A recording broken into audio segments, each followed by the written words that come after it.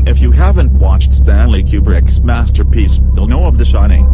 You'll know Jack Nicholson's, apparently ad-libbed, he reads Johnny, and you might even be aware that if you're handed the keys to room 237 in a hotel, you might want to switch it for another suite.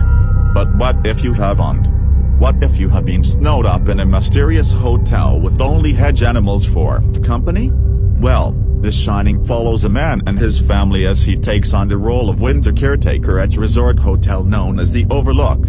Given that this is a Stephen King adaptation, albeit one that horror author hates so much that he made his own movie, the winter months don't go well. The Overlook Hotel, it turns out, doesn't really like people. There's a reason that this is the top of this veritable pile of screams. The Shining feels evil. From Jack Nicholson's deranged performance as a man descending into murderous insanity to Kubrick's relentless direction as we hypnotically follow Danny navigating the hotel corridors on his trike, this is a movie that never lets you feel safe. Like Hereditary earlier in this list, The Shining is like being driven by a drunk madman. What's coming next? Lifts of blood? Chopped up little girls? The terror that lurks in the bath of room 237? This is not a horror movie made of boo scares or cheap tricks. Kubrick's film is a lurking, dangerous beast that stays with you long after your TV has gone dark. Some movie titles are vague, letting you gradually work out their meaning as the narrative slowly unfurls in front of your eyes like a delicate flower in tea. Then there's Tobe Hooper's grim, sweaty horror movie. There is nothing delicate here. Its titular weapon needs to be sharp, but the Texas Chainsaw Massacre is a blunt instrument of horror. This is a tour de force of violence as 5 young people leave the safety of the world behind and journey into dusty Americana. What they find in one house when they innocently enter looking for gas is such death and depravity that the movie is still, decades on, a disturbing endurance test. The funny, and there is humor here, it's just not there on the first watch. Thing about the Texas Chainsaw Massacre is that there's actually very little blood. There's the iconic Leatherface, inspired by Ed Gein in his fleshy face covering, and a death scene involving a hook that will make you look down and check your body is still there, but very little viscera. Gore is something that your brain mentally splashes everywhere to try and deal with the horror on screen here. To cope with the screams of pure terror and iconic disturbing soundtrack, it's suffered plenty of clones over the years, not to mention a Michael Bay-produced glossy cash cow remake, but nothing can replicate the sheer desperation and violent honesty of the Texas Chainsaw Massacre. It would almost be dangerous to try. Perhaps you've been buried in snow and have missed John Carpenter's ultimate creature feature. Entirely understandable. Why don't you come closer to the fire and defrost? The title might sound hokey, but The Thing remains one of the most gloriously splattery and tense horrors of all time as a group of Americans at an Antarctic research station, including Kurt Russell's R.J. McReady, take on an alien, well, thing that infects blood. It might start off taking out the canine companions. There's no need to check out Does the Dog Die.com opens in new tab this time around, but it really doesn't stop there. The Thing is a movie of physicality.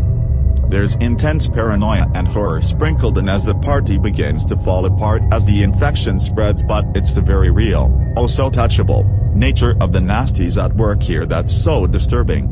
The practical effects, the responsibility of a young Rob Bottin and uncredited Stan Winston, are the true stars as arms are eaten by chests, decapitated heads sprout legs, and bodies are elongated and stretched. The macabre vision of these murderous monsters at work is never anything less than true nightmare fuel. Home is where the heart is. It's also where the worst horror lives, hiding just beneath the surface of the perfect family life. A hero Toni Collette leads Ari Aster's very first feature film as the mother of a grieving family. The death of her own mother has sent shockwaves through their home, and, to keep this review spoiler-free, the future isn't looking exactly right either. It's fair to say that at no point does Hereditary feel safe. Nowhere during its 2-hour runtime do you feel like you can stop and take a breath, or even make a guess as to what's coming next. Is this a supernatural movie? Is this an exercise in grief, similar to the Babadook? Is there even a difference between these two ideas? Every shot of Colette's artist painstakingly creating miniature dioramas feels like a threat, and every awkward conversation between the two teenagers of the family leaves a sickening feeling in the pit of your stomach. Why? There's no putting your finger on the exact reason. It might have split cinema audiences, but Hereditary is a tour de force of modern horror that will leave you reeling long after its grueling third act. We're just not going to tell you why.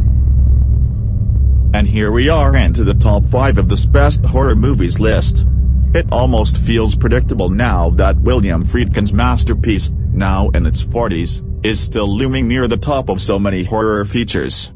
But watch The Exorcist and you'll understand why. This is the tale of Regan, the daughter of a successful movie actress who one day occupies herself in the basement by playing with a new Ouija board. If you have ever wondered why your parents don't want you playing with this innocuous-looking toy, a young Linda Blair probably has something to do with it.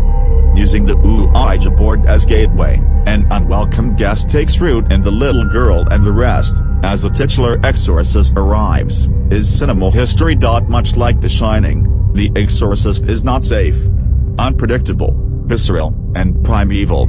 This is a movie based on the simplest of premises, but even in its happiest moments, is absolutely anxiety-inducing. With a now near mythical production, William Friedkin's relentlessness for authenticity meant his actors were frozen in a refrigerated bedroom, physically pulled across sets to replicate the demon's physical prowess, and, of course, splattered with warm pea soup. The result is a horror movie that you'll probably never say you actively enjoy, but will find yourself rewatching, just to feel the sheer terror of Friedkin's battle of good versus evil in all its disturbing glory once again.